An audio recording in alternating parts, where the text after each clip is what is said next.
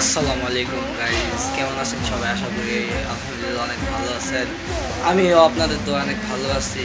So Rahul on fire আপনাদের মাঝখানে আজকেও একটা ছোট্ট কথা নিয়ে আসলাম। সো টিকটকে ঢুকে দেখলাম মারামারি হয় নাই, কিন্তু ওমর ভাই আর ওই যে আপনার আরেকটা টিকটকের নাম কি জানি, যে বলে না যে লোকাল হিরো, ওদের ভিতরে কিছু চলতেছে। এখন ওমর ভাই তো কোনো করে নাই, মানে কোনো ভুল করে নাই, তো ওমর ভাই ক্ষমা চাবে কেন? এখন ওমর ভাইয়ের কথা অনেক সুন্দরভাবে আপনারা বুঝা তারপরে যা বিচার করার লাগে করে। এখন ওমর ভাইয়ের কথা যে আমি ফানি কন্টেন্ট বানাইলাম, এতে লুকার হিরোর জ্বলবে কেন? আমি তো কোনো রোস্ট করি নাই, আর যদি রোস্ট করে থাকি তো আমি রোস্টই করি।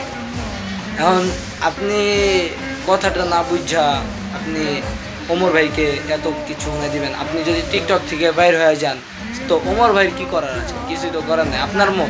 আপনার মন চায় না আপনি টিকটকে থাকবেন না, আপনি যা করবেন না এটা আপনার জন্য। মানে আপনি টিকটকে থাকলে ওমর ভাই কি, আপনি টিকটকে না থাকলে ওমর ভাই কি? ওমর ভাই আপনার কাছে ক্ষমা চাবে কেন? এখন আমি বলার কারণে একটা, যে ওমর ভাইয়ের কথাগুলো আগে বুঝেন, তারপরে উত্তর দেন। আর যে না বুঝে ও হচ্ছে ছাগল, বুঝছেন?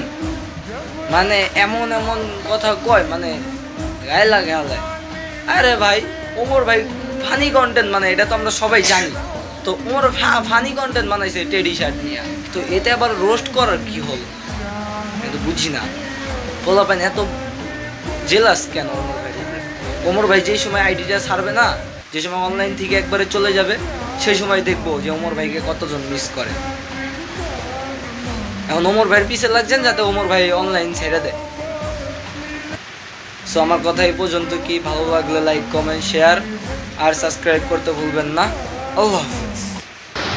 আমার জীবনে আমি অনেক কিছুই করছি, কিন্তু কখনো বউ দেখায় টিকটকে ভিউ কামাই নাই।